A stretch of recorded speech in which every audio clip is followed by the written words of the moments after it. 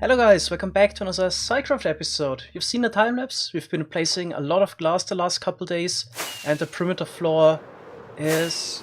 I think it's finished. I was flying around earlier, I saw there was one slice left on the other side. Need to place the last couple thousand blocks. It's really, probably 95% is done. Yeah. 95% done. That also applies to the creeper farm. Sky Racing and Panic and Oreo have been working on it quite a bit the last couple days. So as you can see, most of the portals are sliced. As you can see, the portal doesn't connect the obsidian anymore, so we're kind of ready to mine the obsidian soon. So yeah, 95% done as well. What was a huge annoyance was actually getting all of the glass here for the perimeter floor. We, in 1.10, actually made 2 million glass, which was stored, and that got used up over the years. And yeah, going back to the old 1.8 furnace array proved to be quite cumbersome, and I decided to take a little break from the creeper farm and work on that furnace array now. Definitely have something huge in mind, so this will probably take quite a while to decide in creative. Alright, so here we are on the SciCraft creative server, ready to design the new furnace array. Before I start, I actually want to show you some of the design goals that are defined, so you actually know what I'm trying to achieve here. Right, so the main purpose of the new furnace array will be smelting a lot of items quickly and conveniently. The way you achieve this is just using a ton of furnaces. So recently we needed 500,000 glass. That would be something we should be able to do with the new furnace array without any issues. Okay, so we're just gonna need a ton of furnaces for that. What's not so important is getting the first batch of items quickly. For example, we built this brewing system a while ago. There we wanted to get 1 shulker box of potions as quickly as possible. That's not a goal we have here. It would also be an interesting goal, let's say, to smelt 1 shulker box of items as quickly as possible. There it's important that you distribute the items quickly. Alright, what's also not so important is the fuel efficiency. So that's a problem if you would, for example, try to smelt 1 item with a lava bucket, then you waste a lot of fuel because the furnace just keeps burning and you only got a single item out of a lava bucket that can smelt 100. But it's also not important here. The large furnace array they want to design is probably going to run an hour or 2, and it's getting fueled very likely by charcoal. So who cares if you waste a little bit, especially since we can get large amounts of fuel very easily. For example, the charcoal, we run a tree farm, which is supplied with some bone meal, which you got from a mob farm. So it's already all this, the infrastructure is in place for that. It's not hard to get more fuel. It's also not important would be the ability to just smelt a few items. If somebody has a stack of items that he wants to smelt, we have other furnace arrays that he can use. No need to use the super large one for that. Then maybe we actually want to have the ability to chunk load the furnace array, so we don't have to AFK next to it. But on the other hand, since we try to make the furnace array that fast, you can probably AFK an hour or 2. Another way to approach this thing, if you're better organized than we are, you could also just make a smaller furnace array that you chunk load, and it runs for a couple of days and also produces the items that you want. But it's kind of nice. Sometimes you don't think ahead and just need a ton of items quickly, then it's probably better if you have the large one. Okay, important to a certain extent as always is lag. It's not one of the design goals to make the most lag efficient furnace array ever, but we should also keep an eye on that.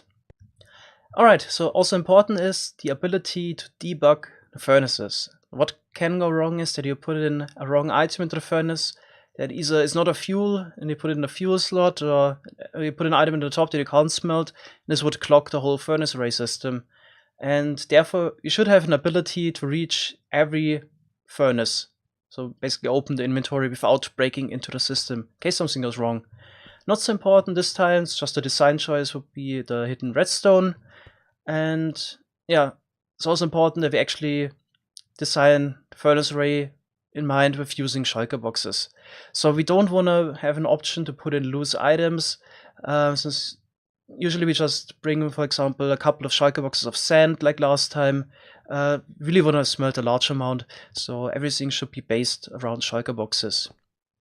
So that's why it's also important to deal in the end with half-filled shulker boxes. Usually you would just break a shulker box once it's filled up and dispense a new one. And yeah, at some point you're gonna run out of items, and then you have a lot of half-filled boxes sitting around. And if you don't add an option to break those and send it to the player, then the next person uses the furnace array has to deal with all the other items that he doesn't want from the previous user. So we should have like a button, or maybe we can even do it automatically, that breaks the half-filled boxes and also sends it towards the storage in the end. Always important is idiot proofing, so we have to think what could go wrong. And that's would be also, yeah, one thing that could go wrong, decision if you want to deal with mixed items. So it's usually easier to deal with just a single item type, since you could, for example, detect if a hopper minecart is completely filled up, and then send it off. So this would be, for example, an option. If you're dealing with mixed items, then maybe you have a half-filled stack in there, and then the second item type, then you can never get a full inventory and detect it somehow. But since we want to idiot-proof the furnace array, we should maybe not use this feature and just have everything run on a clock system where it doesn't matter how filled, for example, the shulker box, the minecart would be that distributes the items. Okay, so probably want to also add the option that the furnace array can deal with mixed items, because even if I make a sign that says do not put 2 different types of items into the furnace array, then yeah, history has proven there's always something that will go wrong. Somebody doesn't know exactly how to use the system. Okay, then we also need to make some design choices now. How large do we want to make it? Which fuel are we going to use? And do we want to use minecarts to distribute the items? Okay, so how large do we want to make the furnace array? So we need to know that one furnace can smelt 360 items per hour. I would say we go for a large round number. Let's go for 1000 furnaces. That should be large enough. You can always make it larger. I think the design I'm going to go for in the end will be modular. We could be able to just add more modules and make it larger even, but I think 1K should be enough for our purpose. Then which fuel do we want to use? In my opinion, there are only 2 options that are reasonable. That would be blaze rods and charcoal, since they have a moderately high burn time and are easy to get. So you can always make the tree farm or make a blaze farm to get those resources. Using something like sticks, so in 1.14 bamboo that has a really low burn time, leads to a lot of issues, since we would need to spend 1 charcoal every 80 seconds per furnace. So this is easy to distribute that, while you would need to spend a huge amount of effort to distribute bamboo over such a large system. You need to put in 1 bamboo somehow into the furnace every 2.5 seconds. And with 1000 furnaces, that's quite some effort. So it would also lag too much if you use a inferior fuel source.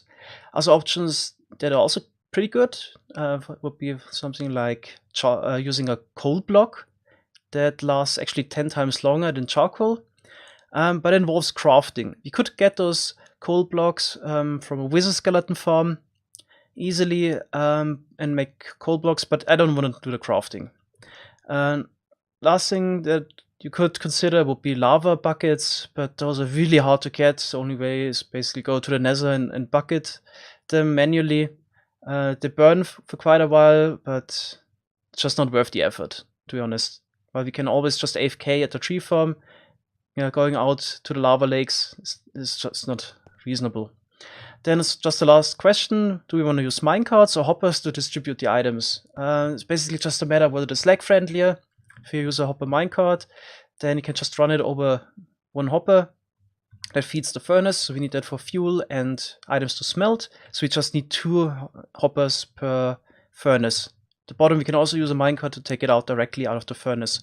If you would use hoppers for everything, so make basically an entity-free version, then we would need at least 5 hoppers per furnace. And we also need some redstone on top to make sure everything goes where it should. So there's really no way around minecarts for large furnace array, in my opinion. Alright, so after all of this technical talk, now let's actually start designing. So here we got a first mock-up. Now let's continue with more technical talk. So the idea will be that we have a hopper minecart that takes items out of a shulker box, and once it has an exact amount of items, this is important for me, then it will take off and distribute it over the furnaces. Just goes along the rail line. Each hopper would only take out a single item out of the hopper minecart, since there's always an 8 game tick cooldown before it would try to pick up the next item, and the hopper minecart is just too fast, so the hopper would never pick up more than one item. Then in the end, I think it would be nice if you actually use the same hopper minecart that distributes them in the first place to also pick them up again. Okay, that's just a block in the way. Just run them under the furnaces again. And there we have a little issue if you're too slow. So while the hopper at the top would only ever grab one item off the hopper minecart itself tries to pick up an item out of the container above every single tick. And we have the ability to grab multiple items out of the furnace, but I kinda wanted to only pick up the item it distributed itself. So basically it takes 10 seconds to smelt an item, and then another 10 seconds until we get 2 in the output slot. If we get the minecart within like 19 seconds under the furnace again, then you would just pick up the item it actually distributed itself. So this would work nicely. That kind of also limits the amount of hoppers we can service with one hopper minecart.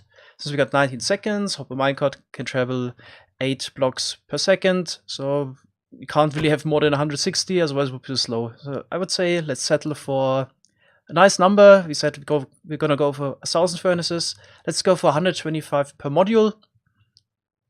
So basically gonna have 62 furnaces on this side, 62 on this side, and 1 at the end. This would be also the tunnel where you can check every single furnace if everything's alright. And maybe also the hoppers above. And now we need to deal with the issue of actually getting an exact amount of items in out of the shulker box into the hopper minecart. So it's actually quite a challenge to get an exact amount of items into the hopper minecart, since we need to deal with the shulker boxes. What you could do is actually put down a detector rail and comparator right next to it, and then you would reach a certain amount of items, which translates to a signal strength. Then with a certain amount of delay, you would send the minecarts off, and you would have a perfect amount of items in it. But only if the shulker box above doesn't run out of items. If that happens, we actually need to prevent the hopper minecart from picking up the shulker box. We want to break with a piston, and we also need to dispense a new shulker box. Meanwhile, the hopper minecart doesn't pick any items, and if you hit that threshold from earlier, it will be sent off with too few items. So yeah, that's a problem. Also, we can't put the hopper minecart on the detector rail in the first place, since we need to put it on an activator rail in order to prevent it from picking up that shulker box, which otherwise would be put into the top slot of the furnace, blocking the furnace. So we actually need to put the hopper minecart on a activator rail in the first place. Another problem is actually to make the minecart take off again after it's stopped under the shulker box. If you put it just on flat activator rails, then there's really no way to start it again. You can't push it with the piston. So we need to work with some sloped rails and stop the minecart just by placing like a block in front. It stops it, but it still is able to take out items out of the box. So we could maybe put a cobble wall here, and yeah, just put the minecart there. It should still be able to access the shulker box. And then as soon as it reaches a certain amount of items, we can remove the cobble wall just by pulling it with a piston, then it takes off again. So here's a setup that does what we want. Just use this trapdoor here. As you can see, the hopper minecart still take out items, and if you just open this, minecart can take off. After a bit of testing, I pretty much came to the conclusion that a setup like this one here, where we take out the items out of the shulker box directly, basically can't guarantee that we always get a certain amount of items in the hopper minecart. So that's why I thought maybe let's use a buffer minecart instead. That basically gets rid of the issue with the shulker box running empty. So the idea is that we put it very slightly to the left here, so it's aligned against the cobble wall. Then we place another hopper minecart right there. If you would have put it under the block here, then it's too far away. So it needs to be within 1 block distance to this hopper minecart vertically, and basically try this. But unfortunately, if we would do that, then we push the other hopper minecart out. So I can try that again. Unfortunately, it really doesn't work. So we could also try to align the other hopper minecart here at the top, but it's just getting pushed off the rail, and then this one can't take out the items. So I guess I'll need to try around a little bit more to come up with a setup that works. I had to use a couple of rail tricks, but I came up with a solution that does everything we want. Let's check it out. Minecart goes in there. And it's getting actually stopped here by this trapdoor. And this hopper minecart is sitting on the activator rail, so you can prevent it from picking up items at any time. And the item still trickles through the whole chain. So this one at the bottom is picking up the rails, as you can see here. Yeah, if you want to stop the other minecart from picking up stuff, especially when you break this box here, then yeah, we need just power the rails. That works as well. And to send off the minecart at the very bottom, just open the trapdoor here, and it goes off. So you basically need to send the hopper minecart in, sits there for a certain amount of time, gets exactly 125 items, then we open this and it goes off. And yeah, a shulker box running out of items would not affect the hopper minecart below, because we always have this buffer of 300 items in there. Okay, so everything will basically just be in the end hooked up to a clock and will trigger everything with delays. So this would be one example. Every 10 seconds we would send off a minecart from a holding cell, put it into here, and then just need to wait a certain amount of time. Then it will have exactly 125 items. That is unfortunate. Oh, we got some parked below there. Let's try another one. We want to send the hopper minecart basically every 10 seconds, so there's 200 ticks, because that's exactly the amount of time it takes for one furnace to smelt an item. So there we go, 64 plus 61 is 125. So I got a bit more progress to show. I also now added the shulker box unloading system here at the top. It's automatic, so as soon as you get a shulker box, dispense it. And this, yeah, also dispense a new one once the last one is empty. So we also use the activator rail now here to prevent hopper minecart from picking up the shulker box. What would be one problem right now is if somebody would put empty shulker boxes into the system, because then this comparator would never activate.